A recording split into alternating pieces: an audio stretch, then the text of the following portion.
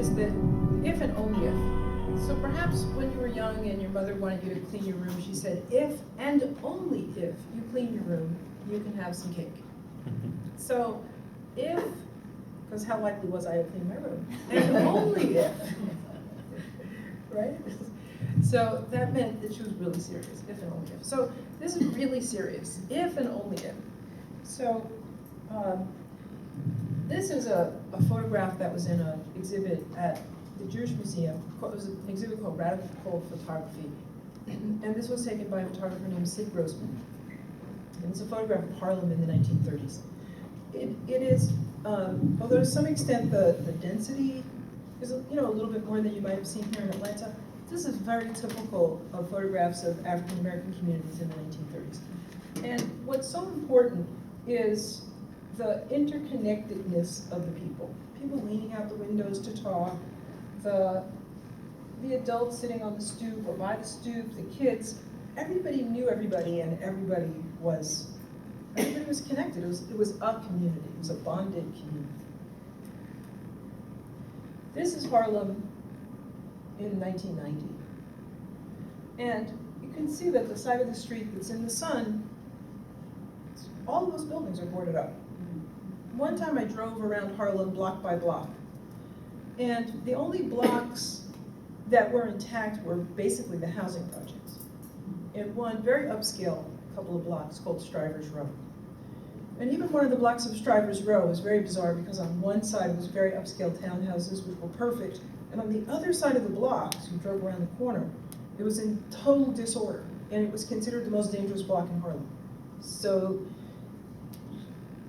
this is what had happened. And we know that the kind of popular, might not be spoken, but the popular unspoken thing is that for some reason the black people just decided one day to tear up the neighborhood.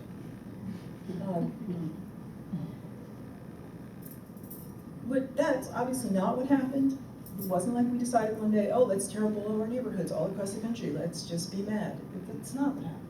So basically we can face disasters, all the kinds of disasters that are confronting us. Global warming, the long recession, wars all around the world, nuclear threats. If and only if, two things. We understand that the problems of poor neighborhoods were not made by the residents, nor can they be solved by the residents alone. That's a big one. And that we understand that the inequality among neighborhoods, so having really rich neighborhoods and really poor neighborhoods, isn't simply a problem of the poor neighborhoods. It's a problem of the whole society.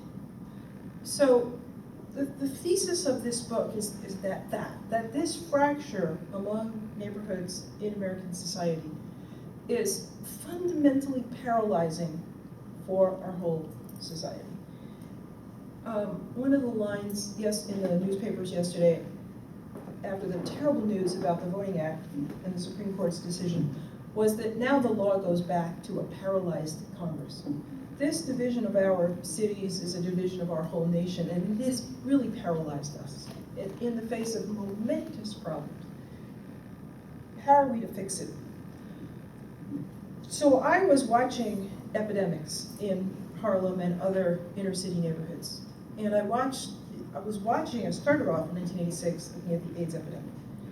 And by 1988, the crack epidemic had gotten completely out of control. And so I started studying the crack epidemic. But the crack epidemic was accompanied by huge amounts of violence, so you couldn't study crack without understanding violence. The violence was created mental illness, post-traumatic stress disorder, and other illnesses. So I started studying the mental illness related to violence related to crack. In the middle of all that, by this time I had moved from San Francisco to New York, there was an outbreak of multi-drug resistant tuberculosis, meaning basically tuberculosis that is resistant to almost all the drugs. Horrific illness. Then there was an outbreak, there was a huge increase in the amount of asthma and an obesity epidemic. That's a lot of epidemics in a 10-year period. And in there I was like, wait, I'm just in these small little neighborhoods and they have all these epidemics. What's going on? And in the course of that was when people really who knew about cities said, look, these neighborhoods have been cut off from the functioning of the city. And in that state of being cut off, they are floundering, but the diseases that are generated in those neighborhoods affect the whole society. So this is a problem that affects all of us. And with that knowledge in mind, I started to say, so who knows how to fix this? And in the course of that, I encountered a number of people who I think are at this cutting edge of saying, we have a fractured society, which wasn't cut once. That's not how it's been done. But rather that it is in a continuous process of what one historian called being sorted by race and class and religion and age and sexual orientation, so that no sooner had they done urban renewal than that what came next was deindustrialization, and what came after that was a program called planned shrinkage, and what came after that was the programs called Hope 6 that leveled all the housing projects, and what came after that was gentrification, and what came after that is the foreclosure crisis. This is a never-ending cycle in which communities are uprooted and moved from the place where they are located to someplace else. So what have we begun to see? Reports now that say that the problem of poverty is no longer a problem of the inner city, because the poor are being moved out of the cities into the suburbs. And now the inner ring of old suburbs is becoming the place where the poor are. And this is even worse than in the inner city, because at least in the inner city, we had developed a system of support services, there were hospitals, there were buses, you could get around. So it's an ongoing problem of sorting the city. Who sees this and who works on this? So that was I felt like Diogenes looking for an honest man, like Mindy looking for a cutting edge urbanist. But I found these people, and this book, Urban Alchemy, was inspired by actually a French urbanist, Michel Cantal-Dupart, who was working at that cutting edge in France. And then I found 9 other people in the United States, all of whom, these 10 people, became my co-storytellers. I came to think of them, and they helped me write this book. My contribution was to think about their stories and to say, okay, there are 9 kind of tools that I came to call the elements of urban restoration that these 10 co-storytellers are using, that I think are key for using in any community. So this, Atlanta, is the answer. This is what you are. So being somebody who grew up in a lot of science classrooms where there was always a periodic table of the elements, so after I was talking about elements long enough, I was like, oh, I need a periodic table, which I thought was really funny. You know, when you're writing a book, you spend a lot of time alone by yourself. So you might not think it's as funny as I thought, but I thought it was pretty funny. So anyway, so this table grew. And so what I'd like to do is talk to you a little bit. So that, in a way, this one up here, CM, keep the whole city in mind, is the operating principle. Much of our work, and anybody who works in neighborhoods, in fact, all of us, think of ourselves as living in neighborhoods. And we work in neighborhoods or we work in our community. And basically, the key here is that we have to switch our thinking. And we have to think both about our neighborhoods and about the whole city. In psychiatry, in social work, in all the mental health fields, one of the great discoveries of the 20th century was about cognitive therapy. And now we have cognitive therapy for everything, for smoking, for dieting, for everything. Everything is cognitive therapy. Because this is so powerful. So, you know the glass that has water to the middle? And you could call it half empty or half full. And it turns out if you call the glass half empty, you're going to be depressed. But if you call the glass half full, you're going to be cheerful. You pick. In about 5 minutes, you can break somebody out of depression by talking them through this. So I'll just give you one example. Somebody who's depressed, one of the ways negative cognitions that you have to break up is they will say, nobody loves me. Have all of us heard somebody who's depressed say nobody loves me? Our teenagers, if nothing else. Nobody loves me. And then you say, well, wait, you told me Frank loves you. Oh, Frank. Well, yeah, Frank loves me. Frank loves everybody. But wait, Frank is a person. okay, Frank, this person. Okay, only Frank loves me, nobody else. But by the time they've conceded that Frank loves them, they're on their way to mental health. It's an extraordinary thing. You have to get that one concession. You have to, it's called all or nothing thinking. You have to break it open. As soon as you break it open, the person is cured. This is the cognitive therapy of urban alchemy. This is where I earn my spurs as a psychiatrist. Is if I can get you by the end of our time to our tea, our little tea, to think that you will keep the city in mind, then I'm really good. We'll see how good I am. All right, we'll take a vote at the end. Because as long as we think in our neighborhoods, we are thinking in the system of sorting that is telling us we're different, we're apart, that is destroying us. As soon as we start to think, I'm going to think about the whole city, then we have stepped out of the system. And you know how you can be part of the problem or part of the solution. As soon as we step out of that thinking, I have to think about my neighborhood, my community, and we start to think about the whole, then we are part of the solution. That's a cognitive therapy. So we want to talk to you about, by the way, how cute is this, right? So one of the things these urbanists, they draw really cute. So my book is exceptionally cute. Cuter than other people's books, I think. So a lot of this work, and my previous book, Root Shock, also grew out of the story of the Hill District in Pittsburgh. And one of the main streets in the Hill District is a street called Center Avenue. And this is Main Street in the Hill District. This looks familiar, right? The main street of a black neighborhood and the crumbling historic theater, right? We've all been there, we might live there, anyway. So, and this is the main street of the white neighborhood, 10 minutes away. I think the Apple Store is sufficiently iconic to tell you everything. If you see the Apple Store, there's no secrets about what's there. So you know everybody, you know everything about the history, you know who lives there, you know everything. I don't have to show you anything more than those two pictures. You know all the problems, all the issues, right? This is at the same time. Now remember I showed you that previous picture of Harlem. I can show you the same picture of this neighborhood. This was an intact neighborhood, so this is a neighborhood that crumbled, the way Harlem crumbled. So what's going on here? So although there is a long history, I think that, did you ever get like a cereal box that had a decoder, right? Something that you were going to decode, right, in the cereal box? Yeah, I think the decoder for American history is what's called the redlining map. So the redlining maps were made by the federal government, an agency called the Homeowners Loan Corporation in 1937. Everybody's heard of the redlining map. I don't know about you, but I thought the redlining map had a red line. And I thought, oh, when Google started to have all those images, I'm like, I'm going to Google this and see the red line.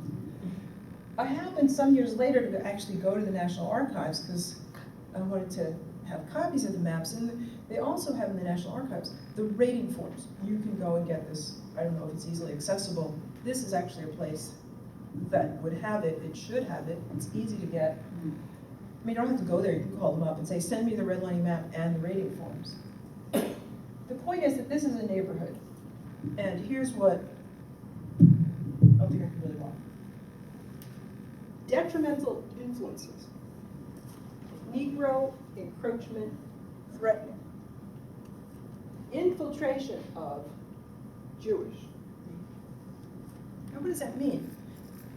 What it means is that the surveyors went out into the field, and what they were instructed to look for was infiltration and encroachment of undesirable racial elements. That means me, perhaps you. Based on that blatantly racist assumption, they rated neighborhoods in terms of their value, their economic value. They tied economic value, and these forms went to the banks, to the presence of undesirable people like me. A neighborhood that had old buildings and black people was given a D. and it was rated red. A neighborhood that had new buildings and white people was rated A and was colored green. So the stunning thing to me, when I first saw a redlining map, was that this is what they look like. There's no red line at all. The whole city is color-coded. Now, two things I want you to look at. How much green do you see on that map? Very little. The green, actually, we happen to pull the maps of all 17 cities in Pennsylvania that were rated. There's very little green in any of those cities. That means no investment is going into the 17 cities of Pennsylvania. Secondly, this fact that this whole thing is divided. This is the city in mind. If there was anything Reverend Martin Luther King Jr. tried to teach us, it was that being on top of an oppressive system doesn't mean that you're outside the system. You're perhaps even more damaged by being on top. Why is that? Because we have come to understand that psychologically doing harm to other people is very harmful to the self. The people, the soldiers who go to war, who have the highest rates of post-traumatic stress disorder, are those who torture or abuse other people. So it's possible that white people on top have even, in some ways, more distortion of their thinking and their personalities than we do as black people. What is the evidence for this? Black people actually have very much lower rates of many psychiatric illnesses than white people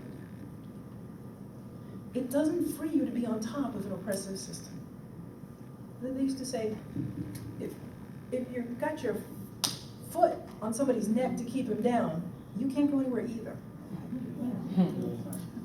We are locked into a system of division. Now, what's the most fundamental thing that happens when a house is divided against itself? What does the Bible tell us? It shall not stand. You can't function. This is a dysfunctional family. This is a map of a dysfunctional family.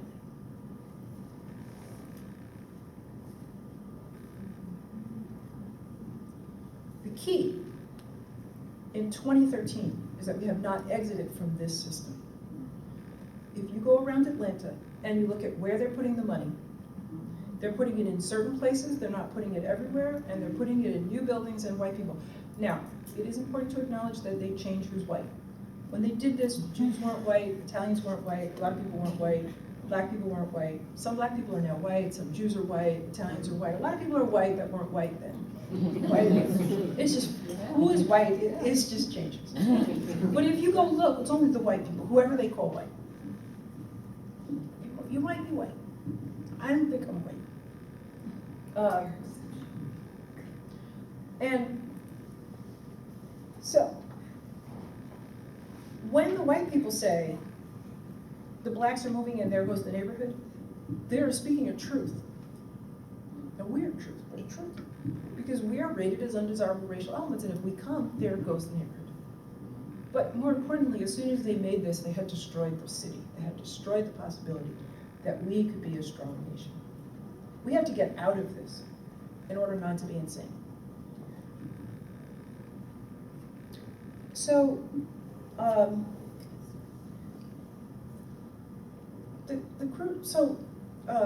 before I go into solidarity, just to go back a second.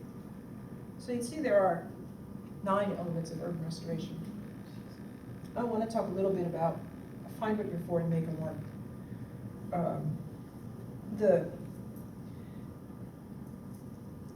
This principle that what you have to first do is find what you're for is perhaps the second great, it's once you've understood, you've got to think about the whole city. I'm not saying you don't think about your neighborhood. You think about your neighborhood and you think about the whole city. You have to think about both. Oh wait, I didn't give you the test. Okay. What color was this neighborhood rated in 1937? This is a test. Was it green? No, it was red. What color was this rated in 1937? Green.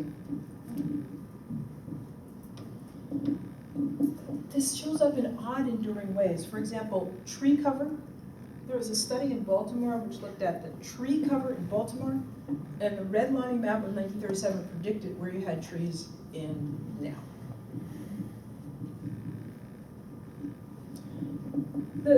So there are 9 elements of urban restoration. Find what you're for. You can't make progress from what you're against. I don't know why. I'm a psychiatrist. I don't understand that, but it's true.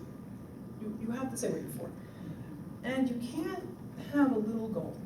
You have to have like a big goal. Like I can say, I'm really for a new pair of shoes. Like, did you ever put anything on layaway and you're like your whole future depended on that dress? And then you get that dress. Like, do say that if you pay for something over a period of time and then you get it, you have more happiness than if you could just buy something and pay for it later. So putting something on layaway is good. But once you've got that thing and you've got over that happiness, then you need to buy the next thing. Whereas if you have a big goal, like human liberation, you just keep working for your whole life. You're not going to get there. You're going to pass it on to your children. You're going to train your children and your grandchildren and your great-grandchildren to fight for that goal. And those are the right kinds of goals. So you have to find what you're for in this deep sense of the kind of world you're trying to create. What are you for? You have to be able to articulate that, and you have to be able to articulate that with your neighbors. So I just wanted to read you a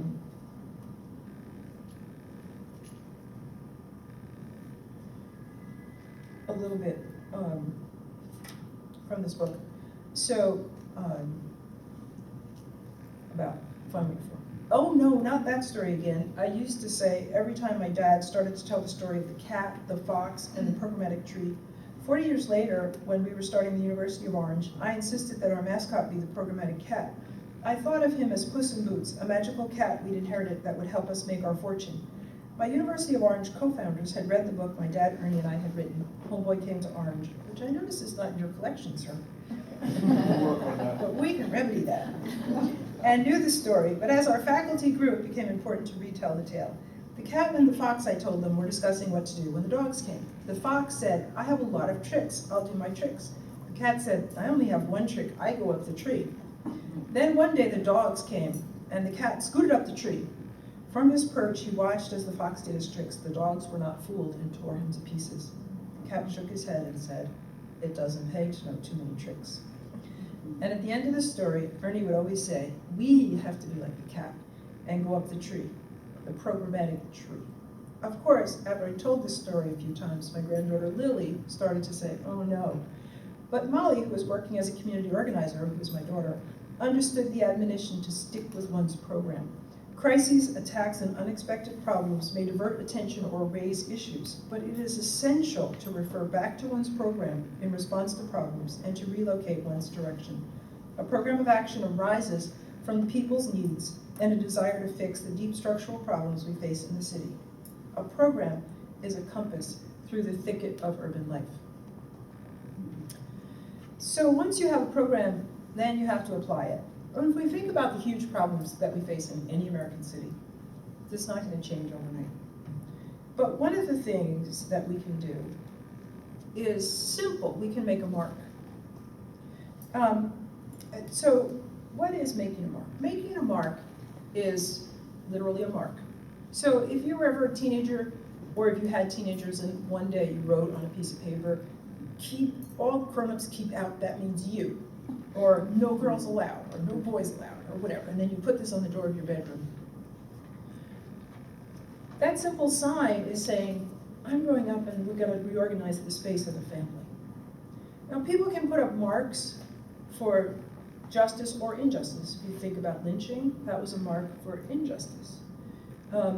I was thinking on the plane, I had to get very early this morning to come to Atlanta, and I was thinking, I got very obsessed with favorite of my younger brother TV show that was our very favorite when we were little, which was Zorro. Mm-hmm. So it started with this song, Out of the Night, When the Full Moon is Bright.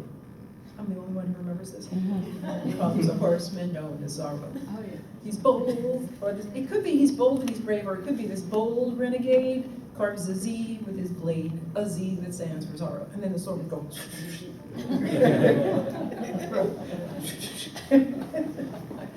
And then the sword would go, Zorro, Zorro, Zorro. These things that get caught in your head very early in the morning. Anyway, he made a mark, right?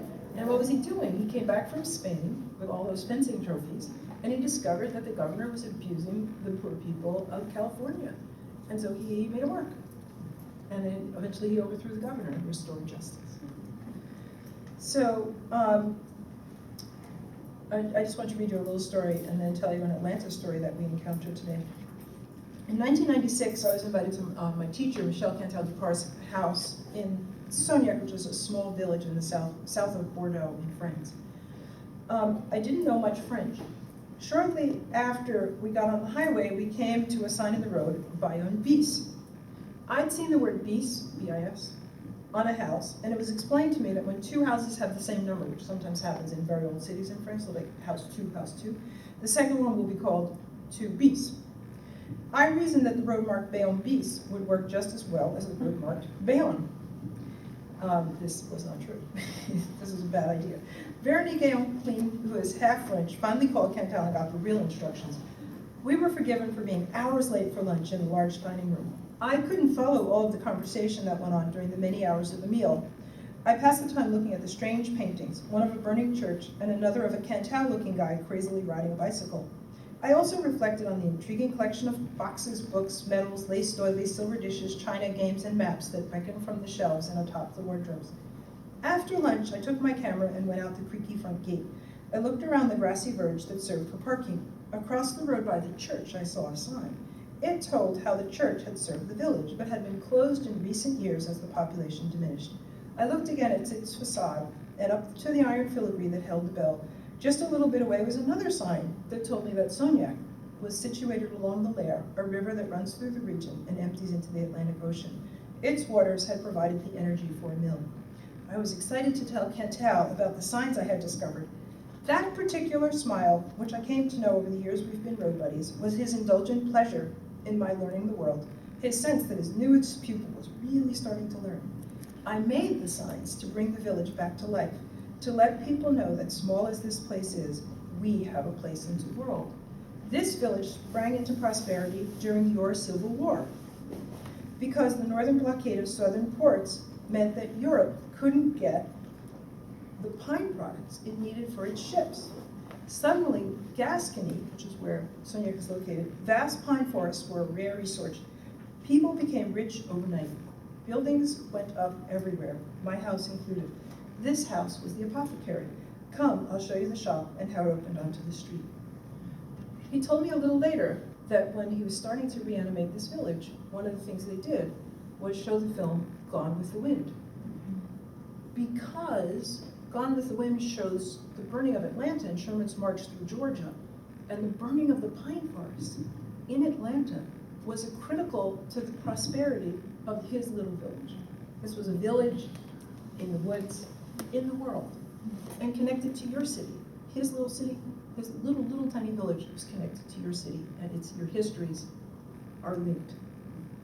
And by putting up that sign, I was able to learn that history, how his country was linked to my country. There was a very interesting story of making a mark that Vanessa was telling me as we drove around, of a sign that was of a mark, of a painting that was put on a wall in a neighborhood, in the neighborhood of Pittsburgh. And it was a painting of a naked woman who turned into a wolf. And this painting, you're nodding, you probably know this story. This painting was opposite a mosque and a church and a daycare center. And people in Pittsburgh took exception to this, and they painted over it.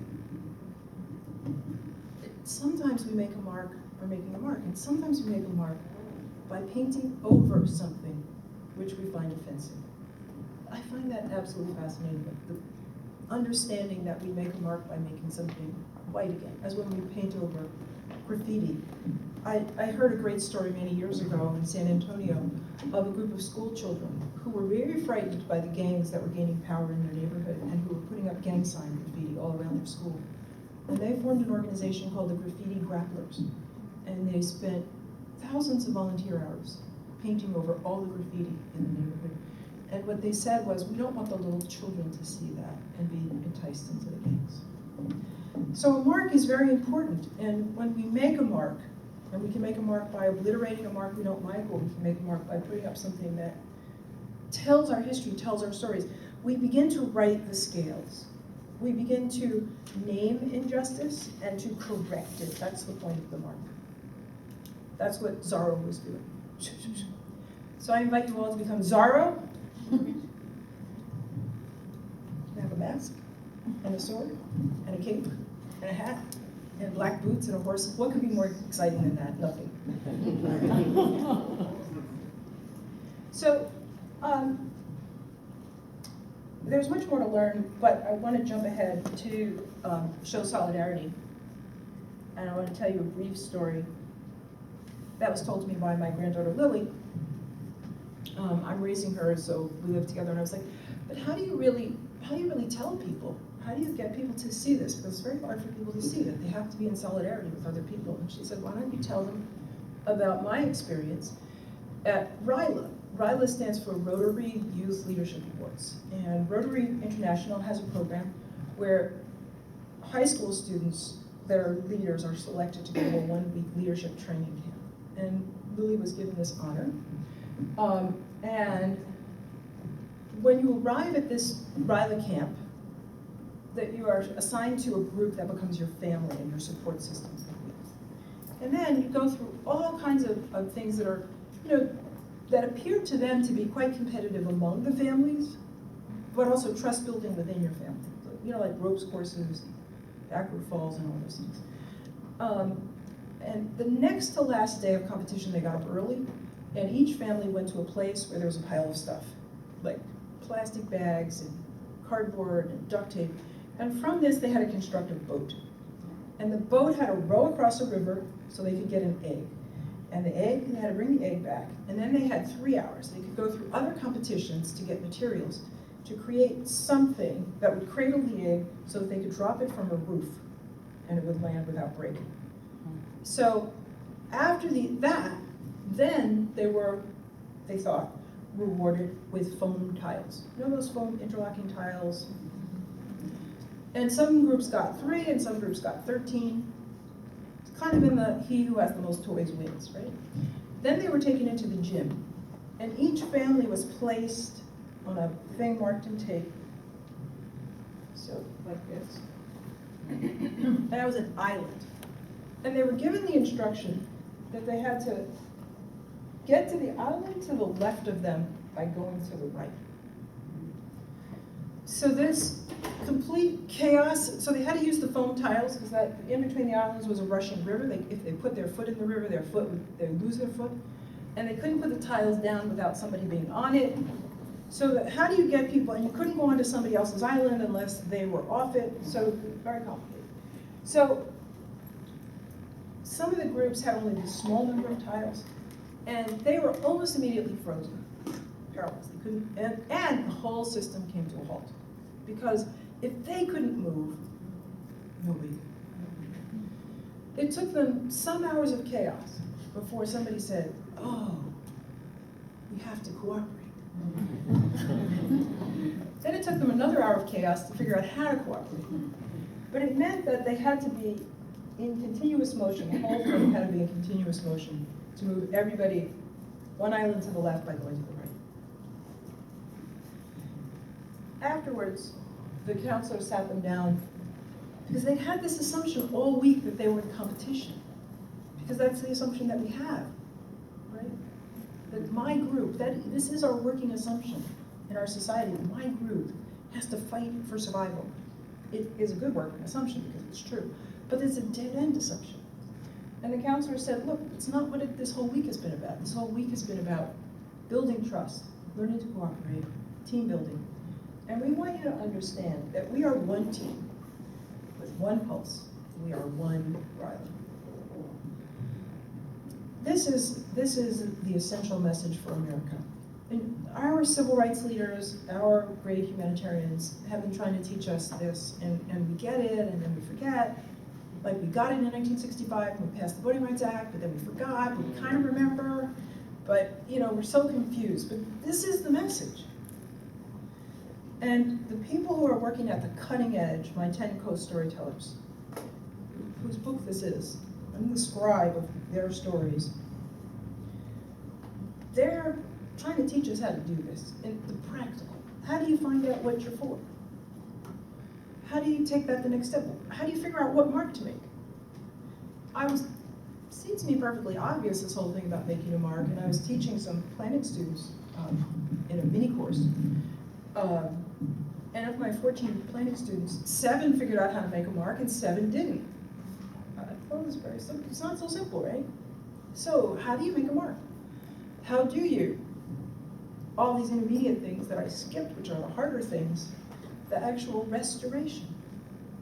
How do you take neighborhoods that have suffered the kind of disinvestment that's happened in the Hill and get them on a road to recovery that's not about more sorting? How do you do this? So these stories are about that, about this work. There's much more to learn.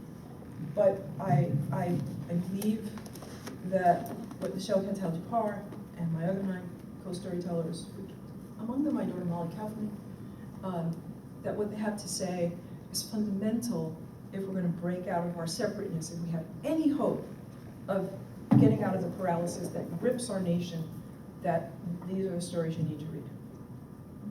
That's all I have to say.